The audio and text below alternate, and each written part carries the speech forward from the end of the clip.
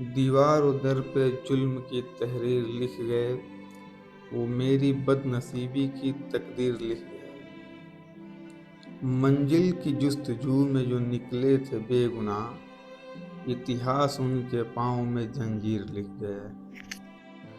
इतिहास गवाह है, इमारतें सिर्फ पत्थर से नहीं बनती, कुछ इमारतें ख्वाबों से बनती हैं। एक ऐसा ही ख्वाब जो रामपुर की मिट्टी में बोया गया, हजारों बच्चों के मुस्तकबिल का ख्वाब, तालीम का एक ऐसा चमन जो सदियों तक महकने के लिए लगाया गया था। लेकिन किसे पता था कि इस चमन को सियासत की ऐसी खूंखार नजर लगेगी कि यहाँ की ईंट भी खून के आंसू रोएगी। आज यही विश्वविद्यालय बुलडोजर कार्रवाई और राजनीतिक विवाद के केंद्र में है। सवाल उठ रहा है, क्या यह सिर्फ अवैध निर्माण पर कार्रवाई है या शिक्षा और राजनीति की टकराहट? अगर किसी विश्वविद्यालय की दीवारें गिरती हैं तो क्या सिर्फ ईंट पत्थर टूटते हैं या हजारों बच्चों के सपने भी बिखर जाते हैं? समाजवादी पार्टी के नेता माननीय आजम खान जी के प्रयासों से स्थापित जौहर यूनिवर्सिटी उद्देश्य था कि रामपुर और आसपास के छात्रों को उच्च शिक्षा उपलब्ध कराया जाए। साल 2006 में नाम चुना गया मौलाना मोहम्मद अली जौहर के नाम पर, जिन्होंने आज़ादी के जंग में अपना सब कुछ न्यौछावर कर दिया। मकसद बड़ा सीधा और साफ था, उस तबके तक तालीम पहुंचाना जो सदियों से अंधेरे में था, एक ऐसा गढ़ जहां से कल के डॉक्टर, इंजीनियर और वैज्ञानिक निकलते हैं। माँ बाप ने अपने जिंदगी भर की कमाई दांव पर लगा दी ताकि बच्चे इस आलीशान कैंपस की छांव में पढ़ सकें।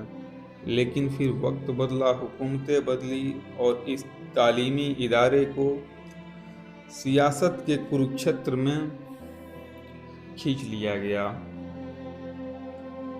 इल्जामों की बौछार हुई, मुकदमों का जाल बुना गया। देखते ही देखते जो जगह हंसी और बच्चों की किताबों से गूंजती थी, वो पुलिस की बूटों और कानूनी कागजातों के गड़गड़ाहट के नीचे दब गई। वो बुलडोजर वो सिर्फ दीवारों पर नहीं चल रहे हैं,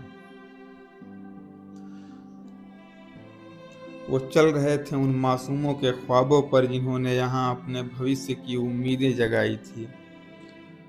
रामपुर विकास प्राधिकरण ने विश्वविद्यालय की 40 में से 38 इमारतों को बिना स्वीकृत नक्शे के निर्मित बताते हुए ध्वस्तीकरण का आदेश जारी किया।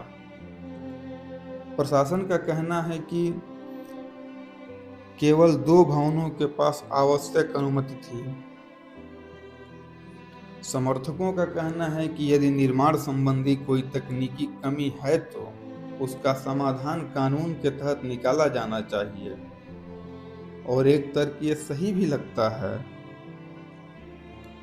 उनका तर्क है कि किसी भी विश्वविद्यालय की बड़ी संख्या में इमारतों को गिराने से सबसे अधिक नुकसान छात्रों का होगा, न कि केवल संस्थान के प्रबंधन को। सोचिए उस तालिबे इल्म के दिल पर क्या गुजरा होगा जो इम्तिहान की तैयारी कर रहा था और सुबह उठकर उसे पता चला उसकी यूनिवर्सिटी का वजूद ही खतरे में है।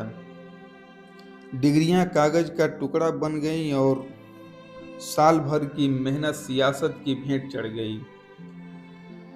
अदालतों के चक्कर काटते काटते बुजुर्गों की आंखें पथरा गई। यह जंग किसी एक इंसान की नहीं थी, यह जंग उस हर गरीब के खिलाफ हो गई जिसने अपने बच्चों को एक बड़ा इंसान बनाने का सपना देखा था। जौहर यूनिवर्सिटी के समर्थन में आवाज उठाने वाले नेताओं और संगठनों का कहना है कि शिक्षा संस्थान बचाने का प्रयास होना चाहिए।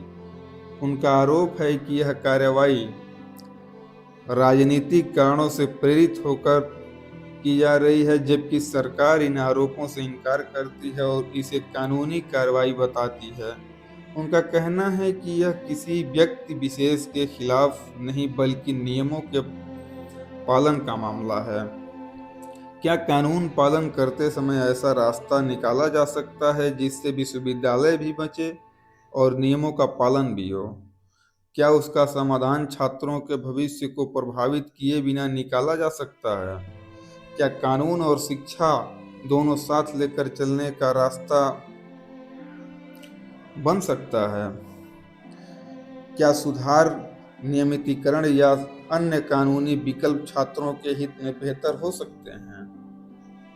सवाल है, हाँ, सवाल है कि ये सब हो सकता है, नहीं हो सकता है। जवाब में मुझे लगता है कि हो सकता है, लेकिन आप अपना जवाब भी बताइएगा।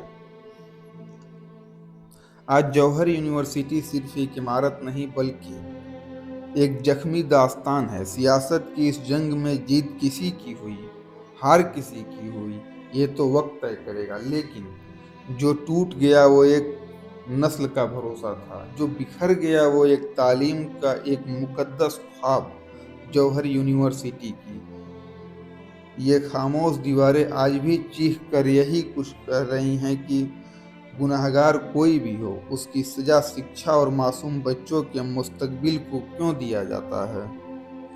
क्या इस मुल्क के ख्वाब क्या इस मुल्क में ख्वाब देखना ही सबसे बड़ा गुनाह है?